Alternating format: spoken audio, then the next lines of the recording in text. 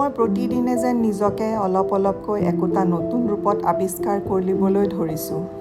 মই মোৰ বয়স লৈ চিন্তিত নহয়, বৰং সন্তুষ্ট। বয়সৰ প্ৰতিটো পৰ্যায়েৰে একোটা নিৰ্দিষ্ট সৌন্দৰ্য আছে।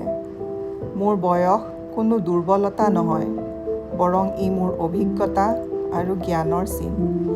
নিজকে সময় দিয়া, নিজৰ যত্ন লোৱা মোৰ অধিকাৰ।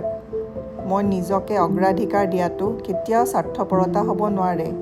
ই আত্মপ্ৰেম। দেৰিকৈ হ'লেও ই মোক বয়সে বুজাই দিছে। হয়, মই বয়সৰ সৈতে সলনি হৈছোঁ আৰু এই সলনি বা পৰিৱৰ্তনক মই সন্মান জনাইছোঁ। আৰু প্ৰতিটো কথাই পজিটিভলি চাই জীৱনটো নতুনকৈ আৰম্ভ কৰিব বিচাৰিছোঁ।